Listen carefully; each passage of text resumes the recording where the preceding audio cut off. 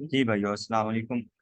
आज हम new chapter start कर रहे हैं। जो आज का हमारा टॉपिक है, आगे आने वाले जितने भी टॉपिक आएंगे उसके अंदर मोस्टली हम वही चीज़ें पढ़ेंगे जो हमने पहले इसको कवर कर लिया हुआ है प्रीवियस लेक्चर्स के अंदर। ठीक है, तो वहाँ पे यहाँ पे एक तरह की आपकी रिवीजन भी हो जाएगी और एक तरह का हम ओवरव्यू भी कर लेंगे जो हमने चीज़ें पढ़ी हुई हैं पहले से। तो ये हमने सिक्योरिटी मॉड्यूल के अंदर कंप्लीट पढ़ा था। आईएम क्या होता है? एक सिक्योरिटी सर्विस होती है एडब्ल्यूएस के अंदर जिसका आप यूज करते हैं for authentication and authorization of different users. इसको दोबारा एक ओवरव्यू इसका कर लेते हैं। इसकी अब हम लैब परफॉर्म नहीं करेंगे क्योंकि उसकी लैब यहाँ पे है भी नहीं। जो हमने पहले की थी वहां पे इसकी मैंने आपको लैब करवा दी है। तो यहाँ पे होता है क्या है, आईएम क्या है आपके पास? Enable you to centrally manage authentication and authorization process. आपने ऑथेंटिकेट किस तरह करना है, ऑथोराइज किस तरह करवाना है लोगों को, वो उसके लिए हम आईएम सर्विस का यूज करते हैं। जहाँ पे हम क्या करते हैं, डिफरेंट यूजर्स बना सकते हैं, डिफरेंट ग्रुप्स बना सकते हैं और डिफरेंट रोल्स को क्रिएट कर सकते हैं। वो फिर उनके ऊपर हम डिफरेंट पॉलिसीज डिफरेंट परमिशन उनको हम असाइन कर सकते हैं फॉर स्पेसिफिक पर्पस। जो भी उन्होंने काम करना है अपने आपके अकाउंट के अंदर आप उनको डिफरेंट परमिशन दे सकते हो। और इस सर्विस की हमारे पास कोई भी कॉस्ट नहीं होती है, फ्री ऑफ चार्ज होती है हमारे पास। और apply policies to them control their access to admit sources. यहाँ पे फिर हम क्या करते हैं, उनके ऊपर डिफरेंट पॉलिसीज डिफरेंट सोर्सेज का हम यूज करते हैं। ये वाली चीजें हमने पहले पढ़ा हुआ, डिटेल में पढ़ा हुआ है इसको, तो अभी मैं यहाँ पे इसको डिस्कस नहीं कर रहा हूँ। ठीक है, लेकिन आपने भी सिर्फ रीड कर लेना वही बातें जो पहले हमने डिस्कस की हैं।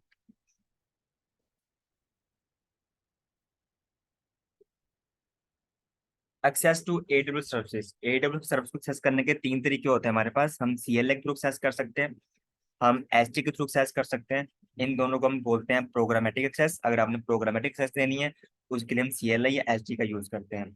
और अगर आप कंसोल के थ्रू एक्सेस करना चाहते हैं चीजों को तो उसके लिए फिर हम क्या करते हैं, कंसोल का यूज करते हैं। तो वो हमारा कंसोल होता है। जब हम आईएम यूजर बनाते हैं अपने आईएम सर्विस के अंदर, तो वहां पे हम ये भी स्पेसिफाई करते हैं कि आप इस आईएम यूजर को किस तरह एक्सेस देना चाहते हो अपने अकाउंट के। ठीक है, वो सीएलए के थ्रू एक्सेस कर सकता है, वो एसडी के थ्रू कर सकता है या कंसोल के थ्रू कर सकता है। तो जिसके थ्रू भी आप उसको परमिशन दोगे अपने अकाउंट के एक्सेस की, तो वहां पे उसके जो उनकी जो सीक्रेट कीज होंगी या उनकी जो वो पासवर्ड वगैरह होंगे, क्रेडेंशियल्स होंगे, वो अलग होंगे। लाइक यहाँ पे देखें, अगर तो कोई पर्सन कंसोल के थ्रू लॉगिन हो रहा है आपके अकाउंट के अंदर, ठीक है। अब फर्ज कर लें आप रूट यूजर लॉगिन हो रहे हैं, तो रूट यूजर अगर आप लॉगिन हो रहे हैं कंसोल के थ्रू तो वहां पे आप ईमेल और पासवर्ड का यूज करेंगे। अगर आप सीएलआई के थ्रू लॉगिन हो रहे हैं, एसटी के थ्रू हो रहे हैं, डिफरेंट ए पेज के थ्रू, तो वहां पे फिर आई एम यूजर, और वहां पे भी हम सॉरी वहां पे फिर हम क्या करते हैं, वहां पे हम एक्सेस कीज का यूज करते हैं। ठीक है, अगर हम डिफरेंट कीज के थ्रू हो रहे हैं, सीएलआई के थ्रू या एसटी के थ्रू लॉगिन हो रहे हैं, तो वहां पे हम फिर डिफरेंट एक्सेस कीज होती हैं, सीक्रेट कीज होती हैं, उनका यूज करते हैं। तो ये एक तरह के सारे हमारे क्रेडेंशियल्स होते हैं। इसी तरह जब हम EC2 बनाते हैं, तो EC2 बनाने के लिए फिर हम क्या करते हैं, एक्चुअली ये जो चीजें ना आगे पीछे करके लिखी हुई हैं, ये बुक्स हमने पहले भी डिस्कस किया था आईएम के अंदर। आपने इसको वहां से स्टडी करना है, यहाँ पे थोड़ा सा आगे पीछे करके लिखा हुआ है, तो थोड़ा कंफ्यूजन क्रिएट कर सकता है ये आपके लिए। ठीक है, तो आपने यहाँ से पढ़ना नहीं है। ये वाला जो बॉक्स है वो आईएम जो मॉड्यूल है उसके अंदर पहले बना हुआ है, वहां से आपने इसको स्टडी करना है इस बॉक्स को। तो फिर हमारे पास क्या होता है, जब हम EC2 बनाते हैं तो EC2 बनाने के लिए वहां पे हम फिर हम क्या करते हैं, उसका की पेज जनरेट करते हैं। जो प्राइवेट फाइल्स होती हैं, की पेज होते हैं, उसको डाउनलोड करते हैं प्राइवेट फाइल्स। वो भी एक तरह के हमारे क्या होते हैं, कॉन्फिडेंशियल क्रीडेंशियल्स होते हैं। तो सारे क्रीडेंशियल्स हमारे पास होते हैं जिसको हम ऑथेंटिकेशन के लिए यूज करते हैं। MFA हो गया, की पेज हो गया, एक्सेस की, secret keys, user name, password, email address, ये सारे कॉन्फिडेंशियल क्रीडेंशियल्स होते हैं सारे हमारे। ठीक है, जिनको हम लॉगिन के लिए यूज करते हैं। तो ये गलत है टेबल, आपने इसको यहाँ से नहीं पढ़ना।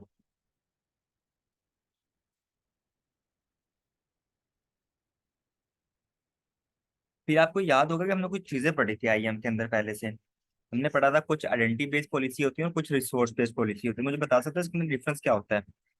आइडेंटिटी बेस्ड पॉलिसी के अंदर और रिसोर्स बेस्ड पॉलिसी के अंदर क्या डिफरेंस होता है? जी सर भाई। आइडेंटिटी बेस्ड पॉलिसी जो होती है ये हम यूजर्स के ऊपर लगाते हैं। रिसोर्स बेस्ड पॉलिसी जो होती है ग्रुप्स के ऊपर लगाते हैं, जो मेरे जिम्मे आ गए। बिल्कुल ठीक है। कि जो आइडेंटिटी बेस्ड पॉलिसी होती है ना, ये हम बस यूजर के ऊपर ही नहीं लगाते। जो आइडेंटिटी बेस्ड पॉलिसी होती है ये हम किसी यूजर के ऊपर, किसी ग्रुप के ऊपर या किसी रोल के ऊपर लगाते हैं। ठीक है, इसको हम बोलते हैं प्रिंसिपल। आइडेंटिटी बेस्ड पॉलिसी हम किसी प्रिंसिपल के ऊपर लगाते हैं। प्रिंसिपल क्या होता है? प्रिंसिपल आपका यूजर हो सकता है, ग्रुप हो सकता है, या कोई रोल हो सकता है। लेकिन जो रिसोर्स बेस्ड पॉलिसी होती है हम किसी रिसोर्स के ऊपर लगाते हैं, किसी सर्विस के ऊपर लगाते हैं। ठीक है, ये डिफरेंस होता है। Yes sir. Identity based policy allow a user to attach, manage and inline policy तो IAM identity such as user group, user belong to user. ठीक है, तो ये हो गया। अब यहाँ पे एक चीज नहीं है कि जो आइडेंटिटी बेस्ड पॉलिसी होती है ना, दो तरह की होती है। एक होती है मैनेज पॉलिसी और एक होती है इनलाइन पॉलिसी। मैनेज पॉलिसी वो होती है जो पहले से बनी होती है, जो टेम्पलेट्स पहले से बने होते हैं, आप उनको यूज करते हो। इनलाइन पॉलिसी वो होती है कि अगर आप खुद क्रिएट करना चाहते हो कोई कस्टमर मैनेज पॉलिसी, अगर आप खुद से कोई कस्टमाइज तरीके से बनाना चाहते हो पॉलिसी, तो वो आप बना सकते हो, तो इसको हम बोलते हैं इनलाइन पॉलिसी। ठीक है, तो ये आपने याद रखना, ये तब हमने नहीं पढ़ा था, वहां पे नहीं बताया गया था ये वाली चीज, तो यहाँ पे इन्होंने यहाँ पे डिस्कस की है चीज। आइडेंटिटी बेस्ड पॉलिसी दो तरह की होती है, एक होती है मैनेज, एक होती है इनलाइन। मैनेज का मतलब ये होता है कि जो पहले से बनी होती है, जो टेम्पलेट्स बने होते हैं। हमने लैब के अंदर मैंने आपको दिखाया भी था कि इनलाइन पॉलिसी किस तरह बनाते हैं और मैनेज पॉलिसी किस तरह बनाते हैं। मैनेज पॉलिसी बनानी नहीं पड़ती, पहले से बनी होती है, उसको सिर्फ हम यूज करते हैं। इनलाइन पॉलिसी आप खुद बनाते हो, कस्टमर खुद बनाता है। ठीक है, तो वो होती है हमारी इनलाइन पॉलिसी। इसी तरह जो रिसोर्स बेस्ड पॉलिसी होती है, resource based policy allow user to attach inline policy to resource. तो रिसोर्स बेस्ड पॉलिसी हमेशा इनलाइन होगी, मैनेज पॉलिसी नहीं होगी। अगर आप कोई रिसोर्स बेस्ड पॉलिसी यूज करना चाहते हो तो वहां पे कोई आपको बनी बनाई पॉलिसी नहीं मिलेगी, टेम्पररी नहीं बनेगी, आपको खुद बनानी पड़ेगी किसी रिसोर्स के ऊपर लगाने के लिए। ठीक है, तो ये इनलाइन पॉलिसी होती है to resource. The most common example of resource-based policy are Amazon S3 bucket policies and IAM role just policies, resource policy और JavaScript policy। तो चाहे वो आइडेंटिटी बेस्ड पॉलिसी है, चाहे वो रिसोर्स बेस्ड पॉलिसी है, ये किस में लिखी होती है, उसका स्क्रिप्ट क्या होता है, ये वाला फॉर्मेट होता है उसका, जैसोन JavaScript object notation.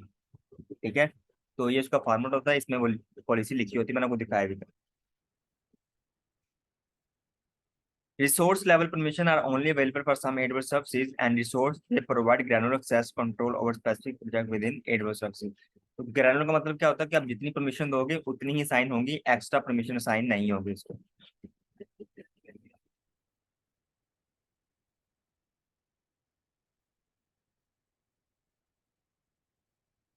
Resource level permissions do not always allow all actions. For easy to instance, actions such as reboot, start, stop, and terminate can be specified. Actions such as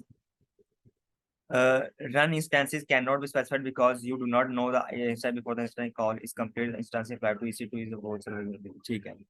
यहाँ पे आपको ये बताया गया है कि आप जिस तरह हम करते हैं ना आइडेंटिटी बेस्ड पॉलिसी के अंदर, वहां पे हम रिसोर्स के अंदर जब हम पॉलिसी लिख रहे होते हैं ना, तो रिसोर्स के अंदर क्या लगा देते हैं, ऑल लगा देते हैं। कि मतलब ये जो यूजर है ये इस EC2 के ऊपर तमाम काम परफॉर्म कर सकता है, स्टार का ऑप्शन यूज करते हैं। ठीक है, लेकिन वो कह रहा है कि वो चीजें आप यहाँ यूज नहीं कर सकते रिसोर्स, वहां पे आपको स्पेसिफाई करना पड़ेगा। ठीक है, जो जो अपने एक्शंस परफॉर्म करवाने हैं उस रिसोर्स के ऊपर, तो आपको वहां पे वो स्पेसिफाई करना पड़ेगा। तो वहां पे आपने उसको रीबूट करना है, स्टार्ट करना है, स्टॉप करना है, टर्मिनेट करना है, तो आपको वहां पे लिखना पड़ेगा। आप वहां पे ऑल नहीं कर सकते। ठीक है, तो ये मतलब होता है। इसी तरह एक सर्विस कंट्रोल पॉलिसी भी होती है, SCP पॉलिसी। ये कहाँ पे लगती है? ये ऑर्गेनाइजेशन के ऊपर लगती है। हमने पढ़ा था कि AWS के अंदर एक चीज होती है, AWS ऑर्गेनाइजेशंस। ठीक है, अच्छा, अगर मैं आपसे पूछूं कि AWS ऑर्गेनाइजेशन किस लिए यूज किया जाता है?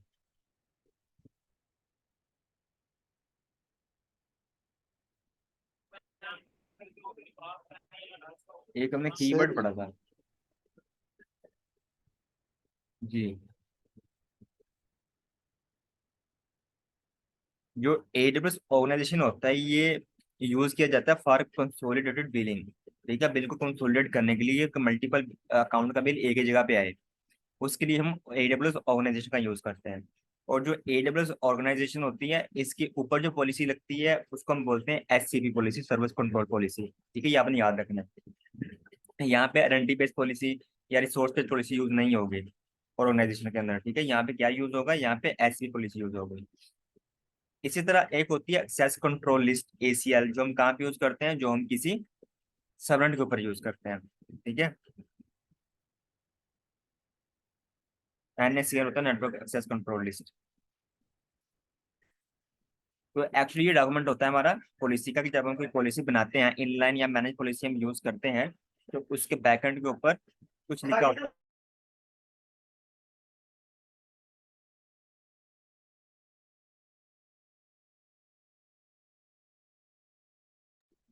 ठीक है भाइयों। तो एक तरह का ये डॉक्यूमेंट होता है हमारे पास, तो इसमें इस तरह कुछ लिखा होता है, इफेक्ट अलाउ एक्शन EC2 के ऊपर ये पॉलिसी लगा रहे हैं। ठीक है, रिसोर्स के ये इसके ऊपर कौन कौन सी एक्शंस परफॉर्म कर सकेंगे, तो ऑल हमने स्टार लगा दिया। देखो यहाँ पे हमने क्या लगा दिया, स्टार लगा दिया। इसका मतलब है कि यहाँ पे तमाम एक्शन परफॉर्म हो सकते हैं। EC2 को आप स्टॉप भी कर सकते हैं, स्टार्ट भी कर सकते हैं, तमाम काम यहाँ पे परफॉर्म कर सकते हैं। तो इस तरह जो है ना हम एक पॉलिसी डॉक्यूमेंट होती है उसको यूज करते हैं।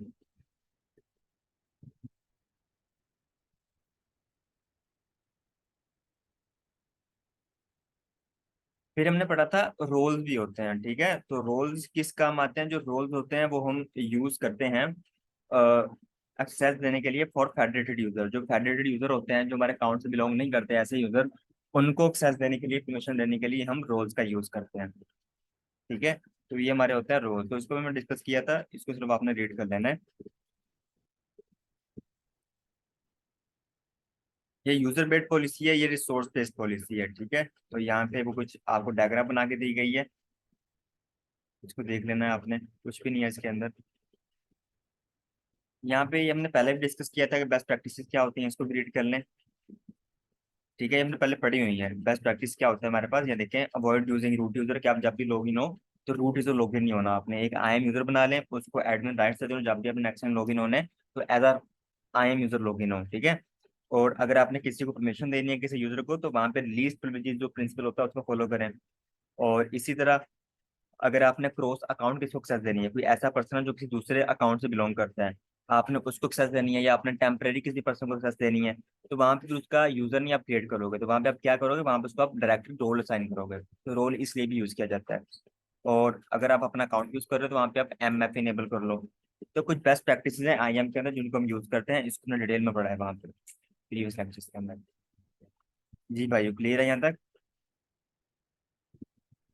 यस सर, क्लियर है।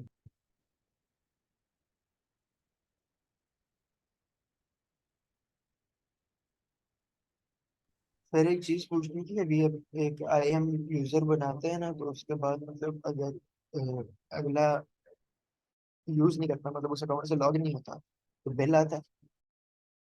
क्या कह रहे हैं? मैंने कहा सर, अगर आप अपना एक IAM यूजर बनाते हैं ना और वो हम्म। मुझे अगर असाइन करते हैं और मैं उसको यूज ना करूँ, तो आपको बिल आएगा? नहीं, इसको बिल तो नहीं पड़ता, फ्री होती है ये वाली सर्विस, होती है फ्री होती है। अगर आपके पास यूजर बने हुए हैं, आप उसको यूज नहीं कर रहे तो नो इशू, वो फ्री होता है, इसकी कॉस्ट नहीं पड़ती आपको। सही है सर।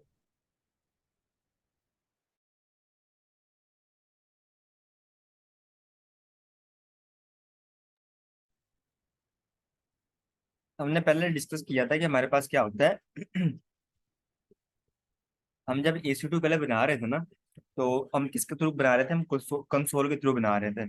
ठीक है, कि हम वहां पे उसको क्या करते थे, लॉगिन होते थे, हम जाते थे EC2 इंस्टेंसेस के ऊपर, वहां पे लॉन्च इंस्टेंस करते थे, फिर उसके तमाम कॉन्फ़िगरेशन करते थे और हमारा EC2 बन जाता था। अगर यही काम आपने CLI के थ्रू करना है तो आप वो किस तरह करेंगे, तो उसके लिए कुछ कमांड होती हैं, उनका हम यूज करते हैं। ठीक है, अगर आपने लिनक्स के ऊपर काम करना है या आपने डिफरेंट चीजों के ऊपर काम करना है, तो किस तरह करेंगे उसके ऊपर। तो तीन तरीके से हम यूज कर सकते हैं AWS को। एक होता है हमारे पास कंसोल होता है, जिसमें आपको ग्राफिकल इंटरफेस मिलता है। एक हमारे पास CLI होता है, जिसमें आपको ग्राफिकल इंटरफेस नहीं मिलता, आप सारा काम CLI के थ्रू करते हो। और एक हमारे पास होता है SDK, जहाँ पे आप डिफरेंट प्रोग्रामिंग लैंग्वेजेस का, APIs का यूज करते हैं।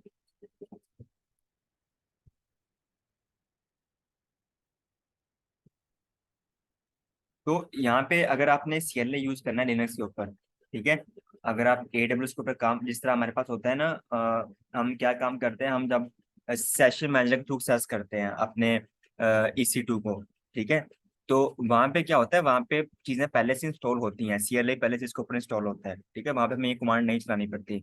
अगर आप अपने सिस्टम के ऊपर एक्सेस कर रहे हो, लिनक्स के थ्रू एक्सेस कर रहे हो उसको, या फोर्टी के थ्रू एक्सेस कर रहे हो अपने EC2 को, तो वहां पे फिर आपको कुछ कमांड चलानी पड़ती हैं CLI को कॉन्फ़िगर करने के लिए। ठीक है, पहले आप क्या करोगे, pip3 चलाओगे, इंस्टॉल CLI करोगे, AWS का CLI इंस्टॉल करोगे, उसका वर्जन चेक कर लोगे, तो फिर आप उसके बाद जो कमांड चलाओगे वो चलाओगे AWS कॉन्फ़िगर।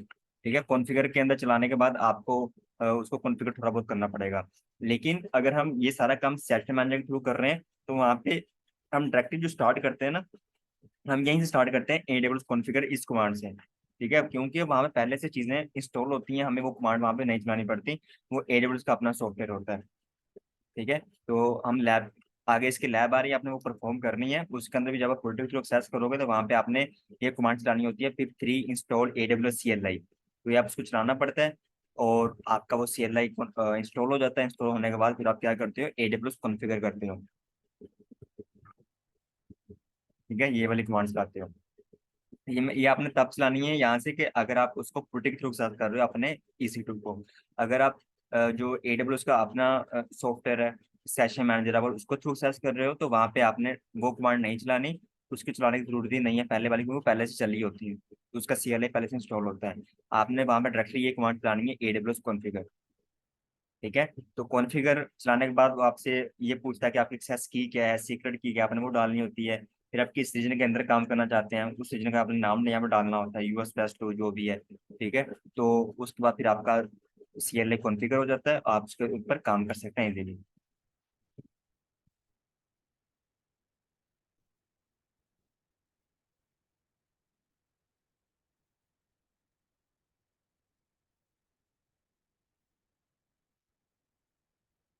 तो ये कुछ लाइन फॉर्मेट होता है, कुछ कमांड होती है हमारे पास। जिस तरह अगर आपने EC2 को स्टॉप करना है, सबसे पहले आप क्या करोगे, AWS लिखोगे। क्या आप AWS के ऊपर काम कर रहे हैं तो आप AWS लिखोगे। इसी तरह अगर आप GC पे ऊपर काम कर रहे हैं, गूगल क्लाउड के ऊपर CLI के थ्रू काम कर रहे हैं, तो वहाँ पे आपको क्या लिखना पड़ता है, हर कमांड के शुरू में जी क्लाउड लिखना पड़ता है। ठीक है, जी क्लाउड का मतलब क्या होता है, गूगल क्लाउड। इसी तरह AWS के अंदर आपको हर कमांड के शुरू में लिखना होता है AWS। ठीक है, तो आप जिसके ऊपर भी काम कर रहे हैं आपने उसका नाम लिखना होता है उस प्लेटफॉर्म का, तो वहाँ पे AWS लिखना है आपने शुरू में। फिर उसके ऊपर जिस सर्विस के ऊपर आप काम कर रहे हैं उस सर्विस का अपना नाम लिखना होता है। AWS EC2 लिख दिया, AWS S3, AWS been stock, इस तरह जो भी सर्विस आप यूज कर रहे हैं उसका आपने फिर आपने नाम लिखना है। फिर जो ऑपरेशन आपने परफॉर्म करवाना है, ऑपरेशन जो भी आप स्टॉप करना है, रन करना है, कॉन्फ़िगर करना है, तो वो बाद में आप उसका नाम लिखोगे। AWS EC2 stop instance, run instance, start instance, ये लिखोगे। और फिर आगे अगर कोई इंडिविजुअल इंस्टेंस है आप उसकी इंस्टेंस ID भी लिखोगे यहाँ पे। ठीक है, अगर आपका मल्टीपल इंस्टेंस है फिर आपको ID लिखने की जरूरत नहीं है उसकी। ठीक है, तो सबके ऊपर अप्लाई हो जाएगा। तो इस तरह से जो ना हम ये कमांड चलाते हैं यहाँ पे। AWS हेल्प भी कर सकते हैं, अगर आपको मल्टीपल कमांड की जरूरत है तो वहाँ पे आपको नहीं पता तो आप हेल्प हेल्प ले सकते हैं यहाँ से। AWS EC2 हेल्प, अगर आप ये चलाएंगे तो आपको आइडिया हो जाएगा कि EC2 के साथ हम कौन कौन सी कमांड यूज कर सकते हैं। तो आपको पूरी लिस्ट दे देगा आप कि EC2 स्टॉप कर सकते हैं, EC2 रन कर सकते हैं, EC2 कॉन्फ़िगर कर सकते हैं, तो वो सारी चीजें आपको बता देगा। ठीक है, तो CLI थ्रू हम जरा इस तरह काम करते हैं। ये पैरामीटर्स होते हैं जहाँ पे हम उसकी इंस्टेंस ID लिखते हैं, और यहाँ पे ये आउटपुट होता है, ये ऑप्शन होता है, अगर आप ना भी लिखो तो इट्स ओके, आपकी कमांड चल जाती है। ठीक है,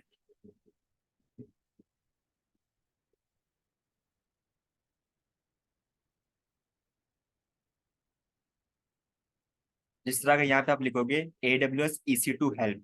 ठीक है, तो वो आपको अवेलेबल जो भी कमांड होंगी EC2 सब आपको बता देगा। जिस तरह EC2 attach volume, EC2 copy snapshots, create image, delete snapshot, start instance, stop instance. तो EC2 के साथ सारी कमांड जो आप यूज कर सकते हैं वो आपको यहाँ पे एक लिस्ट बता देगा। तो किस तरह बताएगा, अगर आप ये कमांड चलाओगे AWS EC2 हेल्प चलाओगे तो आपको सारी कमांड लिस्ट करेगा, जो भी अवेलेबल कमांड होंगी वो आपको बता देगा। ठीक है, तो अगर आपको नहीं भी याद तो इट्स ओके, आप यहाँ से चलाओगे तो आपको सारी लिस्ट कर देगा।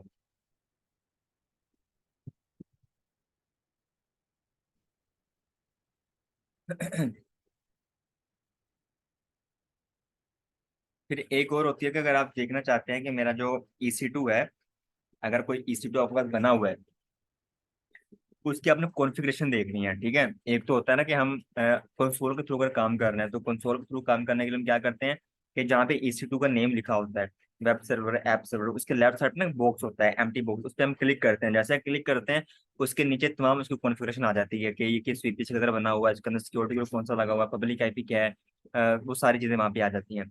लेकिन अगर आप CLI के थ्रू काम कर रहे हैं वहाँ पे तो ग्राफिकल इंटरफेस नहीं मिलेगा। तो अगर आपने देखना हो कि मेरे सर्वर की या EC2 की क्या क्या कॉन्फ़िगरेशंस हैं वो देखनी हो, तो आप ये कमांड यूज कर सकते हैं, AWS EC2 डिस्क्राइब इंस्टेंसेस। ठीक है, जैसे आप डिस्क्राइब वाली कमांड चलाओगे तो आपकी वो एक जैसन स्क्रिप्ट होता है, उसके अंदर आपको तमाम चीजें बता देगा कि इमेज ID क्या है, इंस्टेंस ID क्या है, इंस्टेंस टाइप क्या है, की पेयर क्या है, वहाँ पे कब लॉन्च किया गया, वो सारी चीजें आपको यहाँ बता देगा। उसका VPC, public IP, private IP, तो आप जैसे आपको यहाँ पे लिस्ट कर देगा आपके सामने, आपके स्क्रीन के ऊपर। ठीक है, तो यही सारी आपने कमांड चला के भी देखनी है नेक्स्ट लैब के अंदर।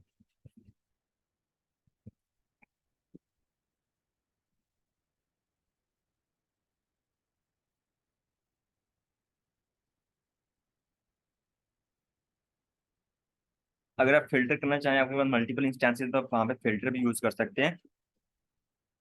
कि अगर आपको स्पेसिफिक कीवर्ड वाला कोई, जहाँ पे आपने टैग्स लगाए हुए हैं, ठीक है, अब फर्ज कर लें आपके मल्टीपल सर्वर चल रहे हैं और आपको आपको आपने जो है सिर्फ वो सर्वर आपको चाहिए, उनकी कॉन्फ़िगरेशन चाहिए जहाँ पे विंडोज सर्वर चल रहे हैं, जहाँ पे लिनक्स सर्वर चल रहे हैं, ठीक है। तो वहाँ पे आप AWS EC2 इंस्टेंसेस आगे फ्लैग लगा के फिल्टर लिखोगे।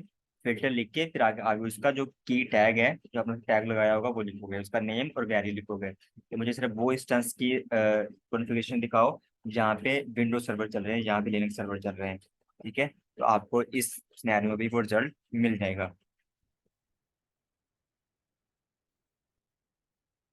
बाकी आगे उसने आपको फार्मर बताया हुआ है, तो वो आप बाकी आप लैब के अंदर देखेंगे। हम चलते हैं नेक्स्ट टॉपिक की तरफ। ये भी कुछ कमांड्स हैं आपके पास। इसी to run instances, describe instances, create volume, create VPC. तो ये भी आपके पास कुछ कमांड्स होती हैं। अगर आप एस3 के ऊपर काम कर रहे हैं तो एस3 के ऊपर भी आप इस तरह कर सकते हैं। AWS देखें, अगर आप एस3 के ऊपर काम कर रहे हैं तो किसी भी सर्विस के ऊपर काम कर रहे हैं तो आपको शुरू में AWS लगाना पड़ेगा। AWS S3, AWS S3, पहले AWS का नाम लिखेंगे, फिर जिस सर्विस के ऊपर काम कर रहे हैं उसका नाम लिखना है, और फिर जो ऑपरेशन आपने परफॉर्म करना है उसका नाम लिखना है। AWS S3 LS करेंगे तो जितनी बकेट बनी होंगी आपको वो लिस्ट कर देगा। AWS S3 कॉपी करेंगे तो कॉपी हो जाएगी, मूव करेंगे मूव हो जाएगी, रिमूव करेंगे तो आपकी जो चीज़ है वो रिमूव हो जाएगी, जो बकेट है वो आपकी डिलीट हो जाएगी या रिमूव हो जाएगी। आगे कुछ पैरामीटर भी हम पास करते हैं कि अगर कुछ भी लिखना पड़ता है उसकी पूरा पाथ देना पड़ता है कि कहाँ आपने उसको मूव करवाना है, कहाँ कॉपी करवाना है, या किस बकेट को आपने डिलीट करना है। ठीक है, तो वो सारी चीज़ें आपको देनी पड़ती हैं यहाँ पे।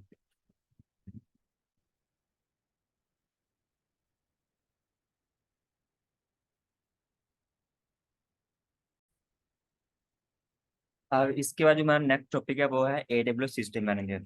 सिस्टम मैनेजर की हमने कंप्लीट लैब परफॉर्म की थी। हमने आई थिंक 2 लैब परफॉर्म की थी जहाँ पे हमने पैचेस लगाए थे सिस्टम को, अपने EC2 इंस्टेंस को और अपने लिनक्स इंस्टेंस को। हमने लैब भी की है, वो भी मैंने अपलोड की हुई है यूट्यूब चैनल के ऊपर। और उसके अलावा इसके जितने भी फंक्शन होते हैं, जो भी इसकी चीज़ें होती हैं, वो सारी हमने डिटेल में पढ़ी हुई हैं। तो यहाँ पे एक तरह का हम सिर्फ ओवरव्यू करेंगे कि सिस्टम मैनेजर होता क्या है। ठीक है, तो आपको पता है सिस्टम मैनेजर क्या होता है। एक कॉन्फ़िगरेशन टूल होता है, एक कॉन्फ़िगरेशन मैनेजमेंट टूल होता है जिसको हम यूज करते हैं फॉर ऑटोमेशन अपने AWS के अंदर। तो सिस्टम मैनेजर के अंदर डिफरेंट चीजें होती हैं, डिफरेंट सर्विसेज होती हैं, जिस तरह ऑटोमेशन फीचर होता है, रन कमांड होता है, सेशन मैनेजर होता है, patch manager, maintenance window, statement, तो डिफरेंट इसके फीचर्स होते हैं जिसको हम यूज करते हैं। ठीक है, तो जिस तरह हमारे पास ओपन सोर्स टूल होता है डेवऑप्स के अंदर, हमारे पास शेफ होता है, पपेट होता है कि हम उसको कॉन्फ़िगरेशन के लिए यूज करते हैं। इसी तरह ये हमारे पास AWS का अपना टूल है, कॉन्फ़िगरेशन मैनेजमेंट टूल, जिसको हम बोलते हैं AWS सिस्टम मैनेजर।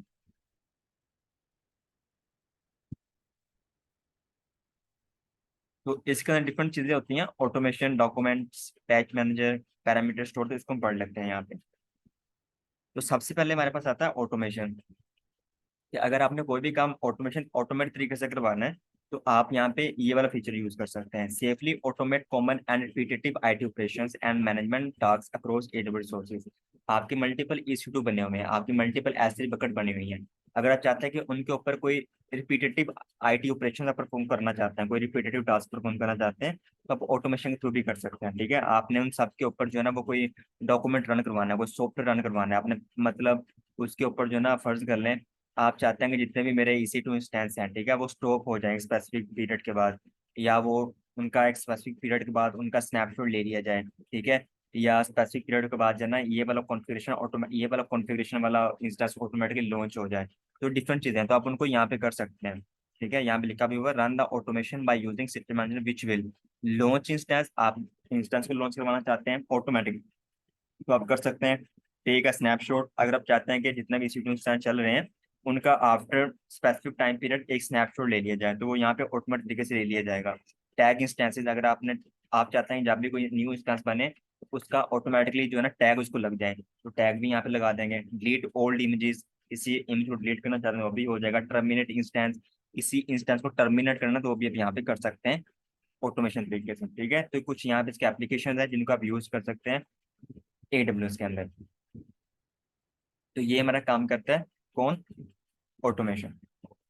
ये फीचर होता है सिस्टम मैनेजर के अंदर।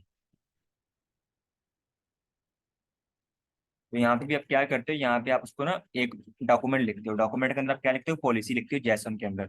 ठीक है, कि मेरे पास ये काम हो जाए, जो हमने अभी पढ़े हैं। तो वो आप कोई भी पॉलिसी लिखो, कोई भी इसको रोल असाइन करोगे, वो ऑटोमेटिकली स्पेसिफिक टाइम पीरियड के बाद वो ऑटोमेटिकली हो जाएगा। फिर रन कमांड होता है। रन कमांड क्या होता है, जिस तरह हमने लैब परफॉर्म की थी, जब हमने पैचेस लगाए थे अपने लिनक्स इंस्टेंस पर, विंडो इंस्टेंसेस पर। ठीक है, और जब हम देखना हो कि क्या हमारी कमांड बैकएंड पे रन हुई है कि नहीं हुई। ठीक है, तो वो हम काम पे जाके देखते थे, रन कमांड के अंदर जाके उसको देख सकते थे। इसी तरह अगर आप ऑटोमेशन के थ्रू कोई काम कर रहे हैं, पैच मैनेजर कोई इसका फीचर यूज कर रहे हैं, कोई भी आप फीचर यूज कर रहे हैं सिस्टम मैनेजर का, तो एक्चुअली क्या होता है, बैकएंड पे कोई ना कोई कमांड ही रन होती है उसके। अगर आपने वो देखना होगा कि क्या कमांड रन हुई है या नहीं हुई, क्या फेल, उसका स्टेटस क्या, फेल है या सक्सेसफुल हो गई है, तो हम कहाँ पे जाके देख सकते हैं, वो हम रन कमांड के अंदर जाके उसको इजीली देख सकते हैं। ठीक है, तो ये हमारा फीचर होता है रन कमांड का।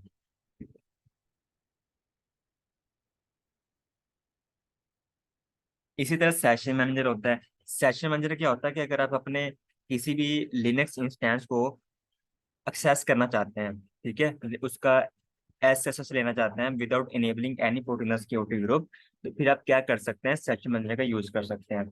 एग्जाम के अंदर आपको इस तरह क्वेश्चन आएगा कि हम अपने लिनक्स सर्वर को सिक्योर तरीके से एक्सेस करना चाहते हैं, ठीक है, without going to the internet. तो वहां पे फिर आप क्या यूज करोगे, वहां पे आप सेशन मैनेजर का यूज करेंगे।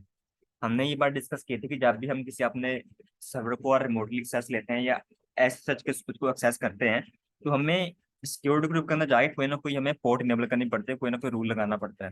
ठीक है, लेकिन अगर आप चाहते हैं कि मैं वहाँ पे कोई भी सिक्योरिटी ग्रुप ना लगाऊं और कोई भी रूल इनेबल ना करूँ वहाँ पे, क्योंकि हो सकता है वहाँ पे वल्नरेबिलिटी क्रिएट हो जाए, मुझे अटैक आ जाए वहाँ पे, तो फिर आप क्या कर सकते हो, उसको सिक्योरली तरीके से एक्सेस करने के लिए आप सेशन मैनेजर का यूज कर सकते हैं, जो आपको AWS CLI प्रोवाइड करवाता है। ठीक है, तो वो हमारा काम होता है सेशन मैनेजर।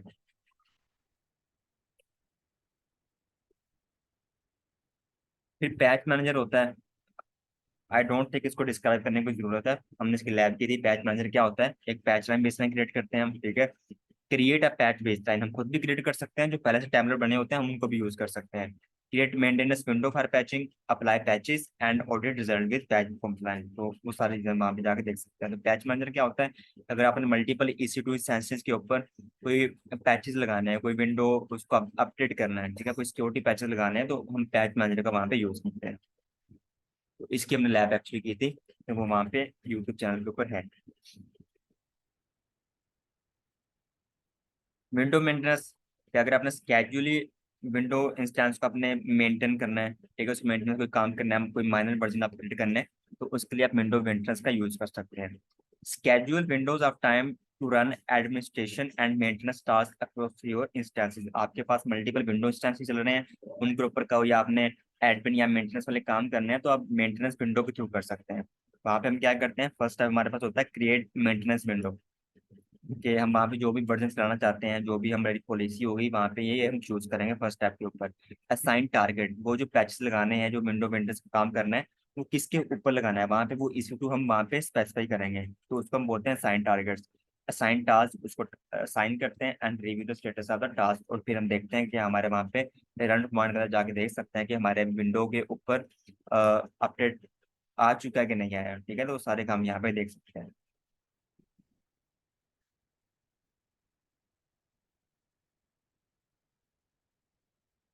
फिर सिस्टम मैनेजर के अंदर एक और फीचर होता है जिसको हम पढ़ते हैं स्टेट मैनेजर। स्टेट मैनेजर क्या करता है, maintain consistent configuration of Amazon EC2 और ऑन प्रेमिस इंस्टेंसेस। कि हमने पढ़ा है कि आप जो है ना वो सिस्टम मैनेजर को यूज कर सकते हैं फॉर पैचेस लगाने के लिए, जो आपके क्लाउड के अंदर चल रहे होते हैं। लेकिन कुछ आपके ऐसे EC2 इंस्टेंसेस हैं जो आपके ऑन प्रेमिस के ऊपर भी चल रहे हैं। ठीक है, तो अगर आपने उनको भी मैनेज करना है, तो उसके लिए फिर आप स्टेट मैनेजर का यूज कर सकते हैं। ठीक है, तो स्टेटमेंट के अंदर जो भी डिफाइन करेंगे, तो उसके लिए भी आप सेम वही काम करेंगे कि आप उसके लिए टारगेट साइन करेंगे, सबसे पहले डॉक्यूमेंट बनाएंगे कि आप उसके लिए कौन सा काम परफॉर्म करवाना चाहते हैं, और उसके बाद मल्टीपल इंस्टेंसेस को आप कॉन्फ़िगर करोगे, उसको सेलेक्ट करोगे, और फिर उनके ऊपर वो सारे काम हो जाएंगे जिनको आपने चूज किया होगा। तो जो हमारे ऑन प्रेम से इंस्टेंसेस होते हैं उनको मैनेज करने के लिए, कॉन्फ़िगर करने के लिए हम क्या करते हैं, स्टेट मैनेजर का एक्चुअली यूज करते हैं। फिर हमारे पास होता है पैरामीटर स्टोर। पैरामीटर स्टोर क्या काम करता है कि जिस तरह हमारे पास क्या होता है, हम डेटाबेस बनाते हैं, ठीक है। तो डेटाबेस के अंदर हम क्या करते हैं, हमने लैब की थी डेटाबेस की, तो उसका मैंने यूजर नेम भी रखा था और पासवर्ड भी उसको मैंने दिया था। तो मैंने क्या किया था, मैंने नोटपैड ओपन करके यहाँ पे इसको कॉपी कर दिया था, ठीक है, यहाँ पे मैंने इसको पेस्ट कर दिया था ताकि नेक्स्ट टाइम इसको एक्सेस कर पाऊँ। लेकिन ये बेस्ट प्रैक्टिस नहीं होती है, क्योंकि ये जो चीज़ें होती हैं डेटाबेस, पासवर्ड, यूजर नेम, बहुत क्रेडेंशियल्स होती हैं। आप नहीं चाहते कि मैं उसको कहीं अपने सिस्टम के अंदर सेव करूँ या कहीं पर उसको रखूँ। तो उसके लिए फिर हम क्या करते हैं, जो सिस्टम मैनेजर के अंदर एक फीचर होता है पैरामीटर स्टोर, वहाँ पे जाकर उसके पैरामीटर को स्टोर कर देते हैं, ठीक है। तो नेक्स्ट टाइम जब भी हमने अपने डाटा को एक्सेस करना है, तो वहाँ पे जब भी हम यूजर नेम या पासवर्ड डालेंगे, तो हम नोट पैड से कॉपी नहीं करेंगे, हम जाएंगे पैरामीटर स्टोर के अंदर, वहाँ से उसको कॉपी करेंगे, मतलब वहाँ पे हमारी चीजें स्टोर होंगी और वहाँ पे सिक्योर तरीके से सेव होंगे, कोई भी उसको एक्सेस नहीं कर पाएगा। वहाँ पे ये जो पासवर्ड या यूजर नेम होता है वो इनक्रिप्टेड फॉर्म में होता है, ठीक है। इसलिए हम पैरामीटर स्टोर को यूज करते हैं कि वहाँ पे हम अपनी चीज़ों को पैरामीटर्स या क्रेडेंशियल्स वहाँ पे सेव करते हैं। वो क्रेडेंशियल डिफरेंट हो सकते हैं, आपके अकाउंट का रूट यूजर ईमेल पासवर्ड हो सकता है, आपके डेटाबेस का यूजर नेम पासवर्ड हो सकता है, ठीक है, आपका EC2 का की पेयर हो सकता है वहाँ पे। तो डिफरेंट तरह की चीज़ें वहाँ पे, सीक्रेट कीज, एक्सेस कीज आप वहाँ पे सेव कर सकते हैं पैरामीटर स्टोर के अंदर, ठीक है। तो इसको हम बोलते हैं पैरामीटर स्टोर।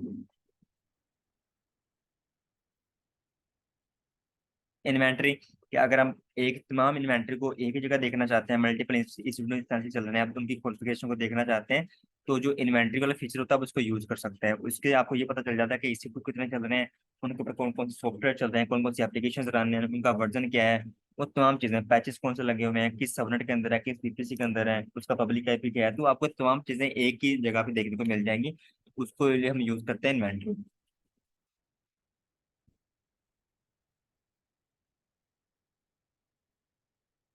जी भाइयों, क्लियर है यहाँ तक?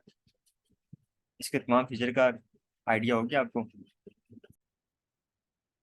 जी स्टूडेंट्स, तो यहाँ पे जो नेक्स्ट टॉपिक हमारा आ रहा है, बाकी जो रिपीट हो रहा है वो हमारा है कंप्यूटिंग ऑन AWS। के AWS के अंदर कंप्यूटर सर्विस कौन सी होती है, तो यहाँ पर मोस्टली हम EC2 को कवर करेंगे। तो यहाँ पे सिर्फ इसको पढ़ लें। अगर आप ये लेक्चर देख रहे हैं तो पहले जो डिटेल में हमने पहले वीडियोस बनाई हुई है EC2 की, उसको देख लें, जहाँ पे डिफरेंट हमने लैब्स भी परफॉर्म की है। तो दोबारा कॉन्सेप्ट वही आ रहा है जो हमने फर्स्ट डे जब क्लास स्टार्ट की थी, कि वहाँ पे वर्चुअलाइजेशन का कॉन्सेप्ट क्या होता है। कि सबसे पहले हमारे पास हाइपर होस्ट आता है, उसके ऊपर हाइपरवाइजर आता है, ठीक है। हाइपरवाइजर के ऊपर फिर हमारे जो EC2 इंस्टेंसेस होते हैं वो चलते हैं, और वो हाइपरवाइजर जो होते हैं चीज़ों को वर्चुअलाइज करने में हमारी हेल्प करते हैं, ठीक है भाइयों। तो ये एक तरह की वही डायग्राम है जो हमने फर्स्ट डे पढ़ी थी। तो आपने क्या करना है, इसको सिर्फ यहाँ से रीड कर लेना कि यहाँ पे क्या लिखा हुआ है, ठीक है। यहाँ से वीडियो को स्टॉप करके बेशक रीड कर लें यहाँ से।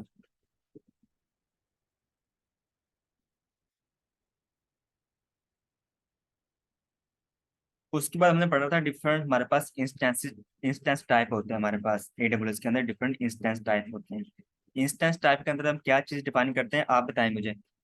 जो इंस्टेंस टाइप होते हैं उसके अंदर हम क्या चीज़ डिफाइन करते हैं? सर साइज वगैरह डिफाइन करते हैं सर।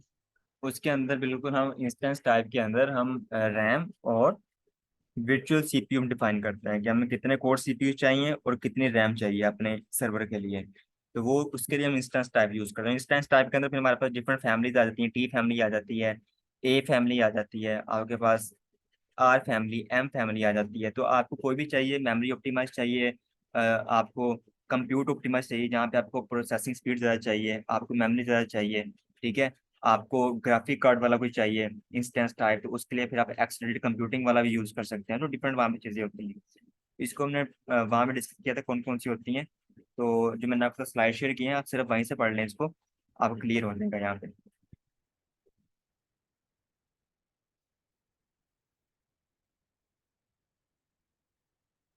सर ये T3 माइक्रो जो है ये तो फ्री है ना, बाकी अगर हम लोग कोई यूज करते हैं वो तो उसकी तो कॉस्ट आएगी ना। हाँ, T3 I think T2 micro free है हमारे पास, T3 नहीं है, T2 माइक्रो।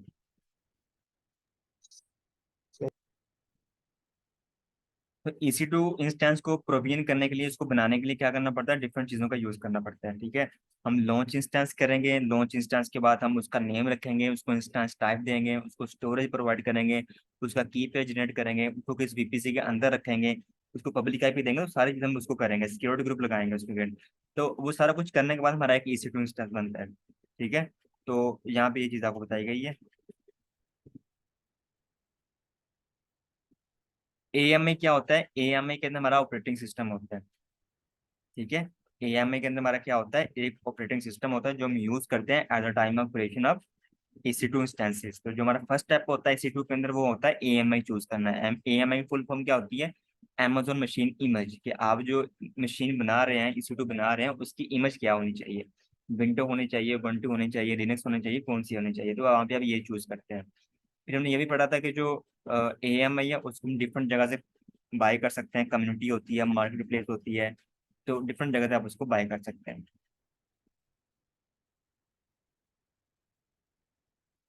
फिर नेटवर्किंग करते हैं अपने EC2 की, कि EC2 बनाने से पहले हम पूरा एक VPC बनाते हैं, उसकी नेटवर्किंग करते हैं, राउटिंग करते हैं। तो वो सारी चीज़ें हमने पढ़ी थी नेटवर्किंग के अंदर कि किस तरह करते हैं वो सारी चीज़ें। और उसके बाद फिर हम वहाँ पे अपना EC2 बनाते हैं। ठीक है, इंटरनेट गेटवे, वो सारी चीज़ें यहाँ पे हम बनाते हैं।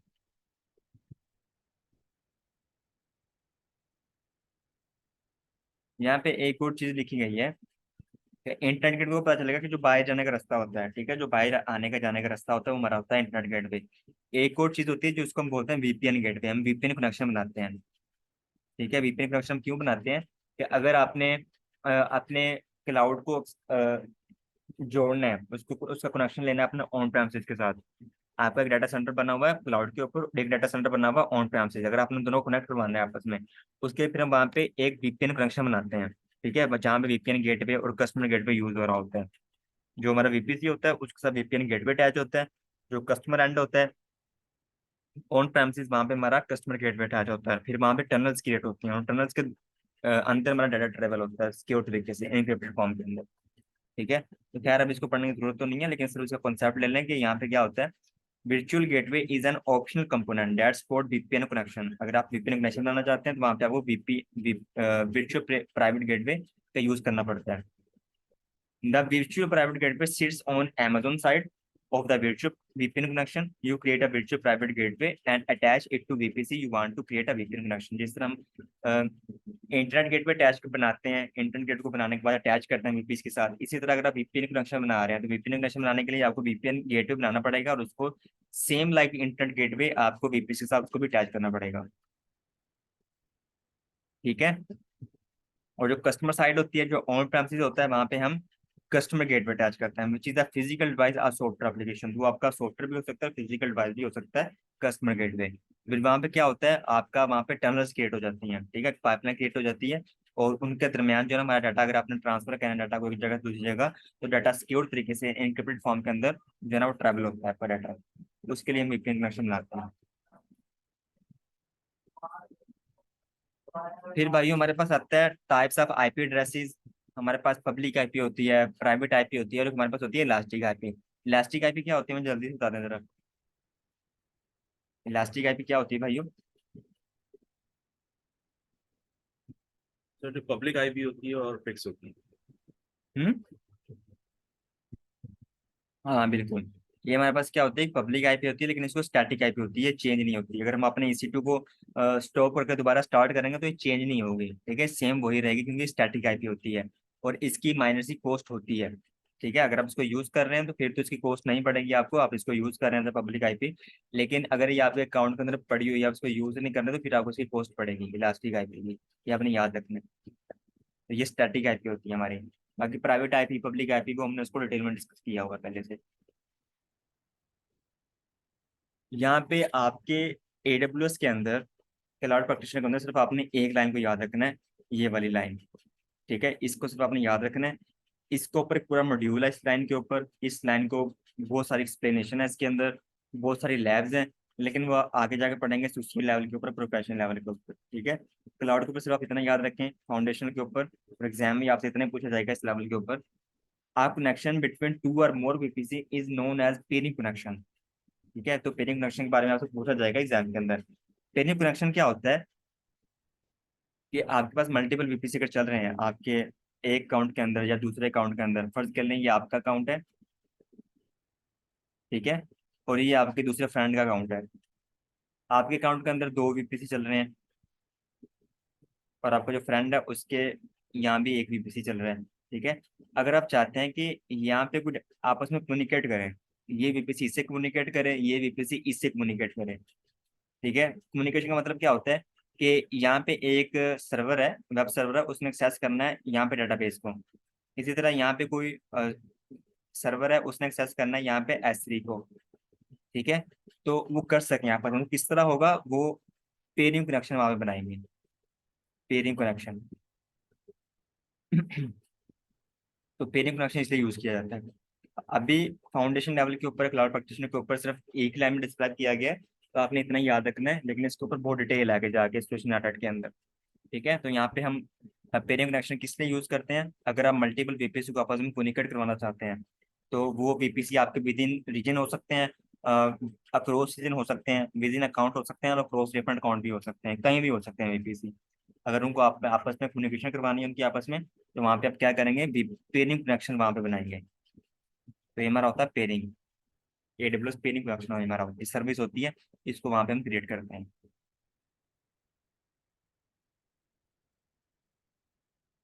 ठीक है। सर इसकी- एक क्वेश्चन है। जी जी पूछे।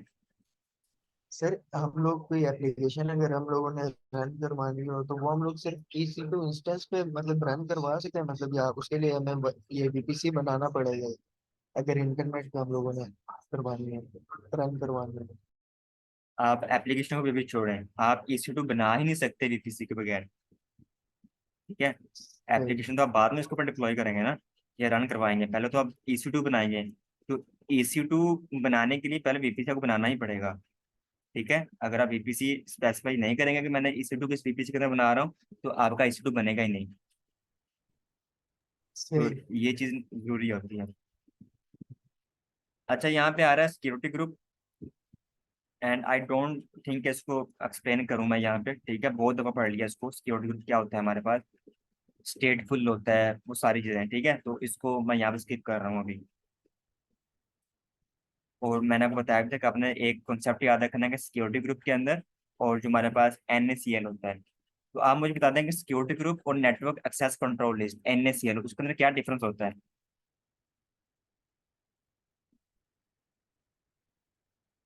जी भाइयों। सर सिक्योरिटी ग्रुप जो है वो इंस्टेंस पे लगता है। और ACL। I think routing table को कहते हैं इसलिए। जी बाकी NACL काम लगता है network access control list.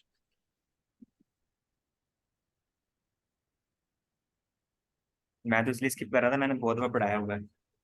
Security group और जो NACL होता है दोनों फायर वाली होती हैं, एक तरह के फायर वाली काम करती हैं, ठीक है। लेकिन जो सिक्योरिटी ग्रुप होता है वो लगता है EC2 इंस्टेंस के ऊपर, होस्ट के ऊपर।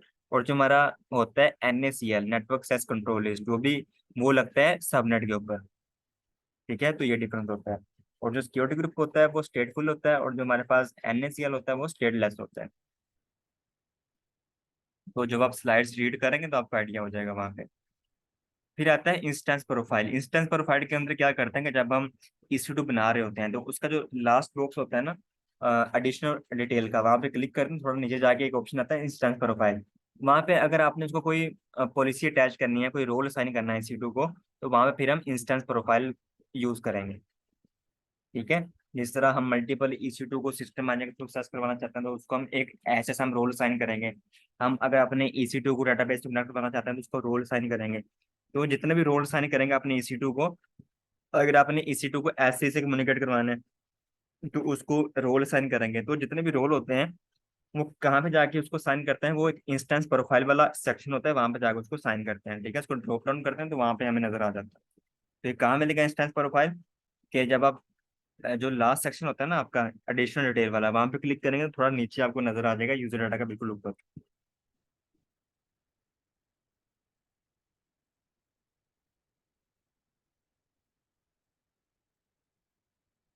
यूजर डाटा क्या होता है, जो हम लिखते हैं, जो हमारे पास लास्ट बॉक्स होता है यूजर डाटा का जो ब्लैंक बॉक्स होता है, वहाँ पे हम क्या करते हैं, कोई स्क्रिप्ट रन करवाते हैं। ठीक है, अगर आप चाहते हैं कि मैं अपने सर्वर को रिमोटली एक्सेस किए बिना ही उसके अंदर कोई फाइल बना लूँ, कोई स्क्रिप्ट रन करवा दूँ, कोई Apache server, web server install कर दूँ, तो वहाँ पे आप क्या कर सकते हो, जो यूजर डाटा होता है उसका यूज कर सकते हो। ठीक है, तो यूजर डाटा के अंदर आप सारी चीजें लिख सकते हो, जिस तरह यहाँ पे हम लिखते थे बिन बैश, या हम अपडेट, या हम अपग्रेड, या हम इंस्टॉल, तो वो सारी चीजें आप यहाँ पे कर सकते हो। ये माइक्रोसॉफ्ट विंडो के, अगर आप विंडो के ऊपर काम कर रहे हैं तो वहाँ पे आप पावर शेल का यूज करेंगे। फिर हमारे पास आता है EC2 मेटा डाटा। ठीक है, मेटा डाटा क्या होता है कि किसी भी EC2 इंस्टेंसेस की कॉन्फ़िगरेशन, ठीक है, उसकी तमाम डिटेल्स अगर आपने देखनी है तो उसको हम बोलते हैं मेटा डाटा। ठीक है भाइयों, तो उसके लिए एग्जाम पॉइंट ऑफ व्यू से बहुत इंपॉर्टेंट क्वेश्चन है, आपने ये चीज याद रखनी है, ये वाला IP 169.254, 169.254, ये IP होता है कि एग्जाम में आपसे पूछा जाएगा कि अगर आपने अपने EC2 इंस्टेंस का तो मेटा डाटा देखना है, ठीक है, उसकी डिटेल देखनी है, तो CLI के ऊपर तो आप क्या यूज करोगे, कौन सा एक IP यूज करोगे, तो उसके लिए ये IP यूज होता है 169.254, 169.254। ठीक है, ये लिखोगे, आगे लेटेस्ट लिखोगे स्लैश लगा के मेटा डाटा, और आगे उस इंस्टेंस की ID जिसका आप इंस्टेंस की मेटा डाटा शो करना चाहते हो। तो जैसे आप शो करो, इसको रन करोगे, उसका host name, AMI, image ID, instance ID, instance type, security group, VPC, public IP पर तमाम चीजें आपको शो कर देगा। ठीक है, आप AWS EC2 डिस्क्राइब भी कर सकते हो, आप ये भी कमांड यूज कर सकते हो, इस IP का यूज भी कर सकते हैं वहां पे। ठीक है, तो ये बहुत इंपॉर्टेंट ये क्वेश्चन है, एग्जाम में पूछा जाता है अक्सर, आपको पास्ट एग्जाम में भी मिलेगा, तो ये IP आपने याद रखना है हमेशा। सर ये आईपी मतलब फिक्स है या कुछ और भी हो सकती है? फिक्स है, 169.254, 169.254। ठीक है, तो ये फिक्स होता है, तो ये आपने इसी को याद रखना है।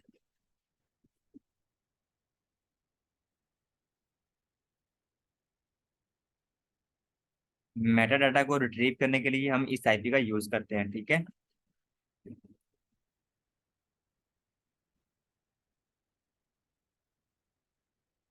यूजर डाटा भी होता है हमारे पास, और 169.255 का यूज, यहाँ पे देखें, अब यहाँ पे इस तरह कमांड चलाएंगे, curl HTTP 169.254, 169.254 latest Meta data. ठीक है, जैसे आप आगे उस इंस्टेंस का नाम भी आप लिखेंगे, अगर नहीं लिखेंगे तो जितने भी आपको होगा शो कर देगा। अगर आप ये चलाएंगे तो आपको उस इंस्टेंस का जो भी मेटा डाटा होगा ना, उसकी तमाम कॉन्फ़िगरेशन आपको शो कर देगा। लेकिन अगर ये कमांड सेम रहने दें, लेकिन अगर आप उसके लास्ट पे सिर्फ यूजर डाटा लिख दें, यहाँ पे लास्ट पे देखें, अब हमने मेटा डाटा नहीं लिखा, यहाँ पे यूजर डाटा लिखा है, तो आपको उसका यूजर डाटा शो कर देगा। यूजर डाटा क्या होता है, जो हम at the time of creation उसके यूजर डाटा के अंदर लिखते हैं, जो लास्ट बॉक्स होता है ना, उस ब्लैंक बड़ा बॉक्स, उसके अंदर कुछ स्क्रिप्ट लिखते हैं। अगर आप वो देखना चाहते हैं तो फिर आप यहाँ पे यूजर डाटा लिखेंगे, बाकी कमांड सेम ही यूज होगी हमारे पास। ठीक है, तो यूजर डाटा के लिए, मेटा डाटा के लिए आपके पास ये IP यूज होता है 169.254, 169.254, तो आपने ये याद रखें।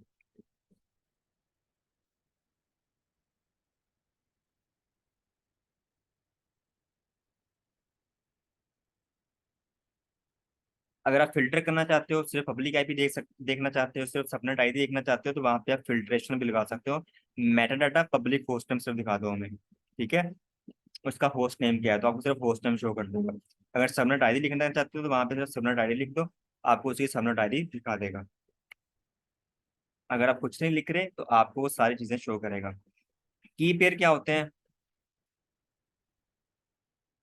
बहुत दफा पढ़ लिया कि हम, एक होता है SSH और एक होता है विंडो। ठीक है, अगर आप SSH करना चाहते हैं, जो हमारा लिनक्स होता है उसका हम SSH करते हैं, और जो हमारा विंडो होता है उसका हम RDP लेते हैं। ठीक है, और RDP की जो बाई डिफॉल्ट पोर्ट होती है वो होती है 3389, और जो SSH की होती है वो होती है 22।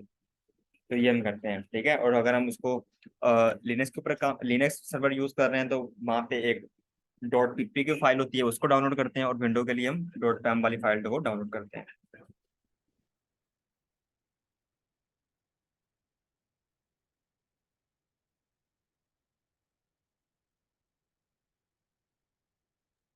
और ये एसएसएच में पुटी वाला है?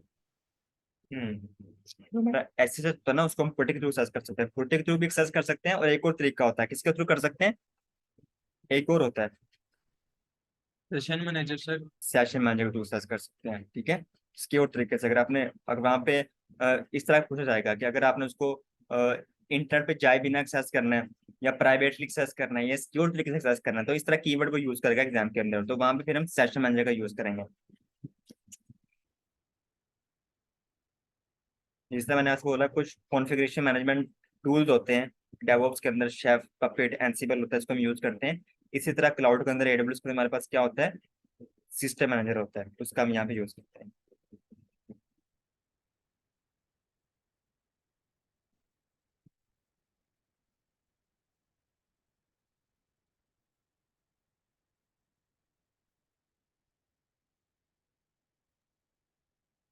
सर एक क्वेश्चन है।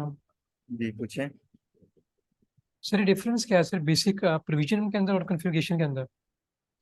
इसके अंदर सर प्रोविजनिंग की और कॉन्फ़िगरेशन जो हम करते हैं तो ये दो चीज़ होती हैं, इसमें डिफरेंस क्या है मतलब?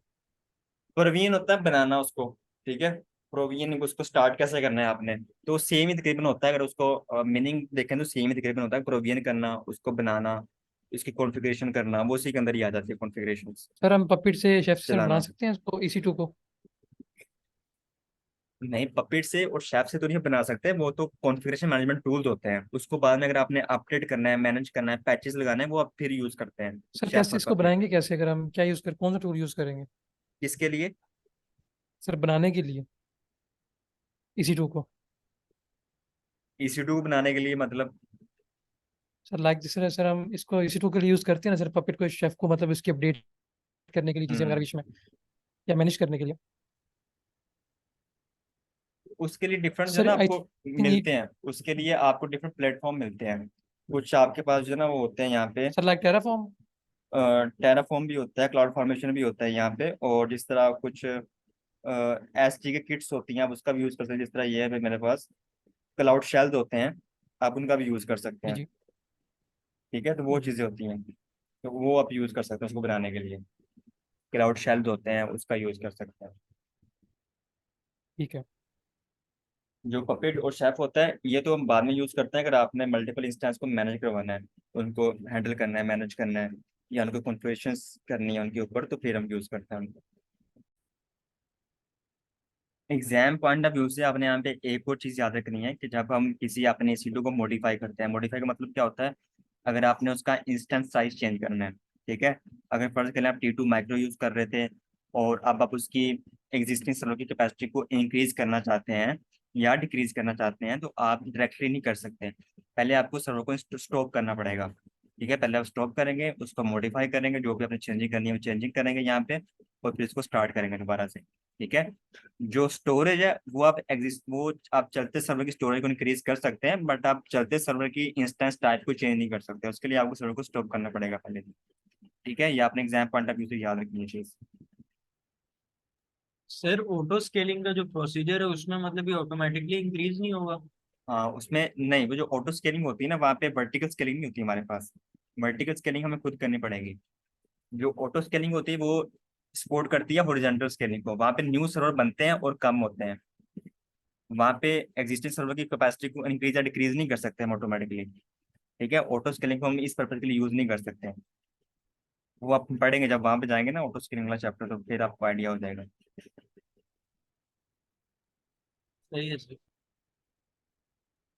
तो यहाँ पे दो चीजें होती हैं, जो पार्टी को third party configuration management tools होते हैं हमारे पास, सिस्टम मैनेजर होता है, ओप्स वर्क भी होता है, तो ओप्स वर्क भी सेम काम करता है जिस तरह हमारे पास सिस्टम मैनेजर काम करता है, तो ओप्स वर्क भी सेम काम करता है, जिस तरह शेफ और पपेट होता है, एनसिबल होता है, तो उसी तरह ये काम करते हैं। सिर्फ उनमें थोड़ा डिफरेंस होता है, जिस तरह हमारे पास शेफ और एनसिबल के अंदर थोड़ा डिफरेंस होता है कि एक हमारे पास पुश मैकेनिज्म पे काम करता है, और एक हमारे पास पुल मैकेनिज्म पे काम करता है। ठीक है, इसी तरह जो सिस्टम मैनेजर और ओप्स वर्क है, ये भी सेम काम करते हैं, ये भी कॉन्फ़िगरेशन मैनेजमेंट टूल्स होते हैं, लेकिन एक पुश मैकेनिज्म पे काम करता है और दूसरा पुल मैकेनिज्म पे काम करता है।